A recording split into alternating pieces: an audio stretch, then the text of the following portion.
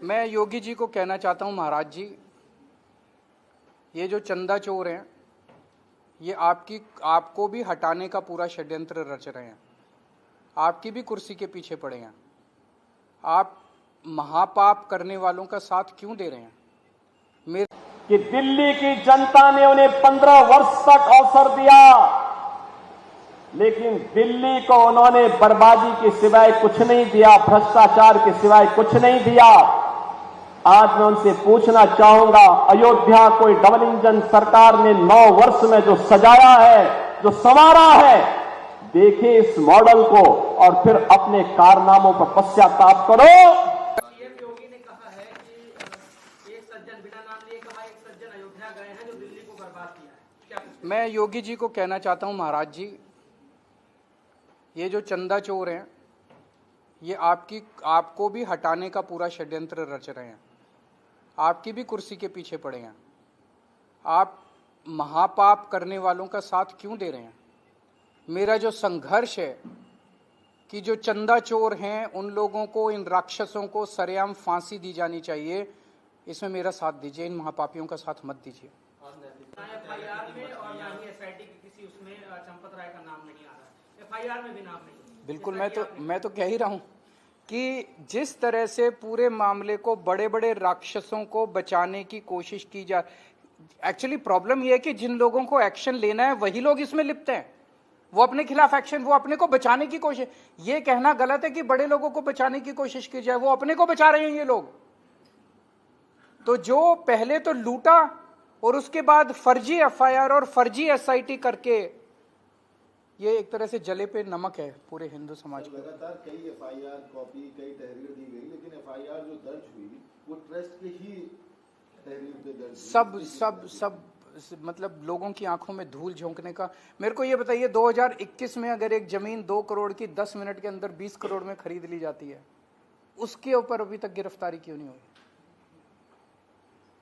खरीदने वाले और बेचने वाले इन्हीं की अपनी पार्टी के लोग थे। इत्तेफाक इसमें यह है कि संजय सिंह ये एसआईटी के सामने पेश होते हैं और आप अयोध्या आते ही उनमें एफआईआर भी होती है गिरफ्तारी की। तो क्या माना जाए, केजरीवाल जी के डर से हो रहा है? देखिए, मैं बहुत छोटा व्यक्ति हूँ। मैं भगवान राम का भक्त हूँ, मैं हनुमान जी का भक्त हूँ। मेरा दिल बहुत आहत है। मैं एक मिशन के लिए निकला हूँ। मैं भगवान से केवल यही प्रार्थना करता हूँ कि मैं अपने मिशन में कामयाब हूँ। सभी पत्रकार बंधुओं को नमस्कार। कल 25 जून को जब अरविंद केजरीवाल जी प्रभु श्री राम का दर्शन करने के लिए अयोध्या पहुंचे, तो आनन फानन में चंदा चोरों के खिलाफ एफआईआर दर्ज की गई। जब अरविंद केजरीवाल जी ने इस मामले को मजबूती से उठाया, तो आज ये जानकारी मिल रही है कि चंपत राय और अनिल मिश्रा का इस्तीफा भी हो गया। इस चंदा चोरी के प्रकरण से केजरीवाल साहब और करोड़ों इस देश के हिंदू धर्म में आस्था रखने वाले लोग आहत हैं, पीड़ित हैं। मैं अनुरोध करूंगा केजरीवाल साहब से कि वो विस्तार से आप लोगों से अपनी बातचीत करें। आप सब लोगों को मेरा नमस्कार। भगवान राम के यहाँ उनके घर में महाडकैती हो गई है। भगवान राम के आभूषण, उनका हार, उनकी पादुका, उन पे चढ़ाए गए चांदी, सोना, हीरे, जवाहरात, करोड़ों अरबों रुपए का कैश और ना जाने क्या क्या भगवान राम के घर से चोरी हो गया है। और इस चोरी में बहुत बड़े बड़े राक्षस शामिल हैं। भगवान राम पे करोड़ों करोड़ों लोगों की आस्था है। उन करोड़ों लोगों की आस्था को ठेस पहुंची है। लोग आहत हुए हैं। मैं स्वयं बहुत आहत हुआ और इसीलिए आज मैं भगवान राम के दर्शन करने के लिए राम मंदिर गया। जिन लोगों ने चोरी की है, जो इस महा डकैती में शामिल हैं, बदकिस्मती से उन्हीं को कार्रवाई भी करनी है। जाहिर तौर पे वो अपने खिलाफ तो कार्रवाई करेंगे नहीं, तो वो अपने को पूरी तरह से अपने को बचाने में लगे हुए हैं। ये जो फर्जी एसआईटी बनी, अब कल फर्जी एफआईआर हुई, उस फर्जी एफआईआर में 8 छोटे छोटे प्यादों को आरोपी शामिल किया गया, कोई बड़े नाम नहीं है। तो फर्जी एफआईआर, फर्जी एसआईटी, तो एक तरफ तो इतनी बड़ी महा डकैती हुई और दूसरी तरफ इसमें जितने बड़े बड़े राक्षस शामिल हैं उनको बचाने की कोशिश की जा रही है। ये एक तरह से सभी हिंदुओं के जले पे नमक छिड़कने वाली बात है। लोगों का कहना है कि उन्हें तब तक उनकी आत्मा को शांति नहीं मिलेगी जब तक इन चोरी करने वाले लोगों को, बड़े बड़े लोगों को सरेआम फांसी की सजा नहीं दी जाएगी। मैं आपको 2 उदाहरण देता हूं ये दिखाने के लिए कि किस तरह से लोगों के विश्वास को ठेस पहुंची है। सिंधी एसोसिएशन ने 26 जनवरी 2021 को 200 किलो चांदी दान में दी। उन्होंने दान दी, उन्हें रसीद नहीं मिली, उन्होंने रसीद की जिद भी नहीं की। उन्हें पूरा यकीन था कि भगवान के यहां चंदा चढ़ा रहे हैं, इसमें रसीद की क्या जरूरत है। बहुत लोग जाते हैं भगवान के यहां चंदा चढ़ाते हैं, रसीद कौन मांगता है। 5 साल हो गए, उन्होंने कभी रसीद की जिद नहीं की। लेकिन अब जब उन्होंने ये सारा मामला अखबारों में पढ़ा और मीडिया में देखा तो उनकी भी रूह कांप गई। अब वो पूछ रहे हैं कि हमारी 200 किलो चांदी कहां गई। उनका विश्वास डगमगा गया। भगवान राम पे उनकी अटूट श्रद्धा है, लेकिन मंदिर को चलाने वाले और उनके ऊपर के आकाओं के ऊपर उनका विश्वास डगमगा गया। रोज लाखों श्रद्धालु मंदिर में आते हैं, मंदिर में चढ़ावा चढ़ाते हैं। अखबारों में खबरें छप रही हैं कि रोज लगभग 12 से 14 लाख रुपए का चंदा आया करता था मंदिर में। जब से ये खबरें मीडिया में आई हैं, ये घट के 1 लाख रुपए से भी कम हो गया। लोगों की आस्था को बहुत भारी ठेस पहुंची है। ये कोई मामूली, जो मैंने आपको इस तरह के ढेरों उदाहरण है, अखबारों में रोज छप रहा है। एक कोई रस्तोगी जी है, उन्होंने 2 दीपक दान में दिए, जिसमें से एक दीपक पे अखंड ज्योति जलाई गई। प्राण प्रतिष्ठा के बाद बता रहे हैं कि उस दीपक का कोई अता पता नहीं है। बहुत सारे लोग हैं जो अब अपने अपने चंदे का हिसाब मांग रहे हैं। जिन लोगों ने अपनी जमीनें बेच के, अपने गहने बेच के, अपने घर का पूरा सामान बेच के सब कुछ भगवान राम पे लुटा दिया, आज उनकी आस्था को भारी ठेस पहुंची है। जो भगवान राम अपने पिताजी दशरथ के कहने से 1 मिनट के अंदर 14 साल वनवास, उन्होंने सत्ता को लात मार दी। शाम के वक्त भगवान दशरथ के कमरे में माता कैकेयी वहीं थी। माता कैकेयी ने कहा कि तुमको कल सुबह 14 वर्ष वनवास के लिए जाना है। सवेरे उनका राज्याभिषेक होना था। उन्होंने मुस्कुराते हुए कहा कि मेरे लिए बड़े सौभाग्य की बात है कि उन्होंने सत्ता को लात मार दी। ऐसे भगवान राम के नाम को इस्तेमाल करके पिछले 30 साल से भगवान राम का मंदिर बनाने के नाम पे चंदा चोर पार्टी सत्ता में आई। भगवान राम का मंदिर बनवाने के नाम पे उनके नाम का गलत इस्तेमाल करके भगवान राम, जो मर्यादा पुरुषोत्तम भगवान राम है, उनका नाम इस्तेमाल करके ये सत्ता में आए। और जब से सत्ता में आए तब से इन्होंने राम मंदिर को अपनी पैसे की हवस का शिकार बना दिया। कितना चोरी हुई है, कितनी चोरी हुई है, रोज कुछ ना कुछ निकल रहा है। एक जमीनों की चोरी हुई है, जमीनों के जरिए इन्होंने पैसे को साइफन ऑफ किया है। एक सबसे नेट पे चले जाइए, एक उदाहरण जो आपको आपके रोंगटे खड़े कर देगा। कोई कुसुम पाठक और हरीश पाठक हैं, जिन्होंने 18 मार्च 2021 को अपनी 1.25 हेक्टेयर जमीन 2 करोड़ में बेची चंदा चोर पार्टी से संबंधित 2 लोगों को, और मात्र 10 मिनट के अंदर 2 करोड़ की जमीन मंदिर के ट्रस्ट ने 18 करोड़ में खरीद ली उन्हीं लोगों से।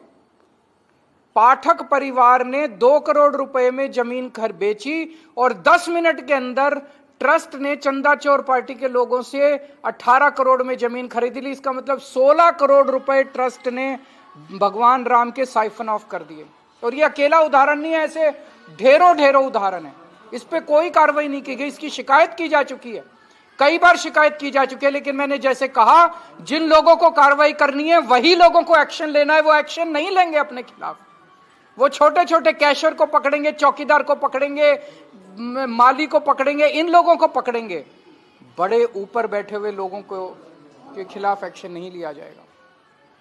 फिर राम मंदिर का कंस्ट्रक्शन हुआ। कंस्ट्रक्शन में आरोप लग रहे हैं कि हर टेंडर के अंदर कमीशन खाया गया। 2 रुपए का काम महंगा और 20 रुपए में कराया गया, 10 रुपए में कराया गया। और अब जो निकल के आ रहा है, जितना चढ़ावा आया मंदिर बनने के टाइम में और मंदिर चालू होने के बाद, उस चढ़ावे की बड़े स्तर के ऊपर चोरी की गई है। हिंदुओं ने चंदा चोर पार्टी को प्यार देने में कोई कसर नहीं छोड़ी,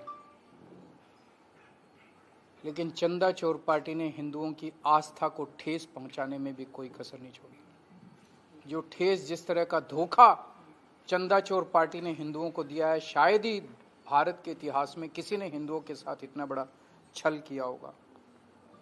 ये जो ट्रस्ट है, ये इनका, इस ट्रस्ट के जो मेंबर हैं, ट्रस्टी हैं, वो सारे इनके।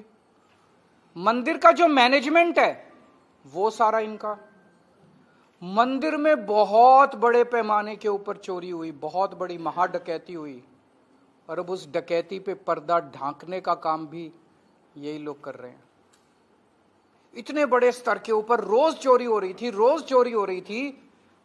क्या बड़े लोगों को पता नहीं था? जो बड़े लोग कह रहे हैं कि नहीं नहीं इसमें तो कैशियर है, नहीं नहीं इसमें तो ये इन्वॉल्व है, बड़े लोगों को पता नहीं था। रोज जैसे किसी मंदिर में मान लीजिए कोई मूर्ति चोरी हो जाए, वो तो चलो एक घटना हुई, किसी ने ताला तोड़ दिया मंदिर में मुख्य, लेकिन जहां पे रोज चोरी हो रही है, रोज इतने बड़े स्तर पे चोरी हो रही है, शिकायतें हो रही हैं, 8 महीने के सीसीटीवी कैमरे की रिकॉर्डिंग गायब कर दी गई, तो इसका मतलब ये बहुत ऊपर तक की बात है, बहुत ऊपर तक की बात है। तो जो मेन प्रश्न यहां उठता है, ये देश जानना चाहता है, पूरा हिंदू समाज जानना चाहता है, सब लोग जानना चाहते हैं कितने करोड़ रुपए, कितने अरब रुपए की चोरी हुई और वो सारा पैसा गया कहां। वो सारा पैसा ये 8 कैशियर नहीं ले गए जिनके खिलाफ आज एफआईआर हुई है। अरबों रुपए की चोरी का पैसा गया कहां, अयोध्या के बाहर गया, कहां गया? अरबों रुपए का पैसा जो चोरी हुआ, जो सारे हीरे जवाहरात चोरी हो गए जिनका कोई अता पता नहीं, चांदी चोरी हो गई, पादुका चोरी हो गई, हार चोरी हो गया, भगवान के आभूषण चोरी हो गए, वो सारा पैसा कहां गया? उस पैसे का डेस्टिनेशन कहां है? बहुत ऊपर तक है इसके तार, बहुत ऊपर तक है। 18 दिन हो गए ये जब चोरी सामने आई है। एफआईआर करने के अंदर, जब मैं कल उतरा लखनऊ एयरपोर्ट अयोध्या की तरफ आ रहा था, एफआईआर उसके बाद हुई है। एफआईआर करने के लिए इतनी जद्दोजहद करनी पड़ी। और कल मैंने एक सुना मामला, जब मैं सोशल मीडिया पे पढ़ रहा था, आप मीडिया वालों ने चलाया, प्रधानमंत्री कार्यालय ने चंपत राय से उनके रिकॉर्ड मांगे, हिसाब किताब मांगा, चंपत राय ने मना कर दिया देने से। सोच सकते हैं, प्रधानमंत्री मोदी जी ने चंपत राय से रिकॉर्ड मांगे और चंपत राय ने मना कर दिया। इस देश में एक ऐसा व्यक्ति भी है जो मोदी जी को मना भी कर सकता है। वो मोदी जी ने मान लिया, रिमाइंडर भी नहीं भेजा, मान भी लिया। इसका मतलब आप सोच सकते हैं कि तार कहां तक हैं। चंपत राय के पास ऐसी क्या जानकारी है जिसके सामने मोदी जी भी बेबस हैं। एक बड़ी इंटरेस्टिंग बात है, अभी तक जिस चंदा चोर पार्टी को जिस चंदा चोर पार्टी ने इस मुद्दे को सबसे ज्यादा भुनाया, उसके एक भी नेता ने चंदा चोरी की क्रिटिसिज्म नहीं किया। उन्होंने इसकी बुराई नहीं की है, चंदा चोरी के खिलाफ एक भी शब्द नहीं बोला है। तो पूरा हिंदू समाज की एक ही मांग है कि जिन राक्षसों ने ये काम किया है उनको सरेआम फांसी पे लटकाया जाए। सब लोगों की यही मांग है। ये महापाप है, चंदा चोरी लोगों की आस्था के साथ खिलवाड़, लोगों के विश्वास के साथ खिलवाड़, ये महापाप है। और इस महापाप को करने वाले सभी राक्षसों को इनको सरेआम फांसी पे लटकाया जाए। जैसा देखने में आ रहा है, ये लोग कुछ नहीं करेंगे। सब मिले हुए हैं, ऊपर से नीचे तक सब मिले हुए हैं। अगर प्रधानमंत्री जी चंपत राय के सामने इतने बेबस हैं तो आप सोच सकते हैं कि कौन कहां कितना मिला हुआ है। लेकिन मेरी आज सारे समाज से एक विनती है, कानून अपना काम करे ना करे लेकिन हम सब लोग मिलकर कराएंगे कानून से भी काम। भगवान राम भी इन लोगों को दंड देंगे। आज मैं गया, भगवान राम के सामने नतमस्तक हुआ, वो भी इनको दंड देंगे। लेकिन पूरे समाज की भी जिम्मेदारी है। ये जितने चंदा चोर हैं और जितना चंदा चोर करने वालों के सहयोगी हैं, इन सब का सामाजिक बहिष्कार करना शुरू कर दीजिए, नहीं तो आप भी पाप के भागीदारी बनेंगे। जितने चंदा चोर हैं और जितने इनके सहयोगी हैं, इनके सपोर्टर हैं, इन सब लोगों को, चंदा चोरों का सामाजिक बहिष्कार करना शुरू कर दीजिए। इन लोगों को लगता था कि भगवान राम की वहां जो मूर्ति है वो मिट्टी की बनी है। इन्हें यह पता नहीं कि भगवान राम कितने शक्तिशाली हैं। इन्हें पता नहीं कि भगवान राम की ताकत क्या है। इन्हें लगता था कि बड़े आसानी से डकैती कर लेंगे। मैं इनको कहना चाहता हूं, राम के सहारे आए थे, अब राम ही इनको भगाएंगे। भगवान राम ही इनको भगाएंगे।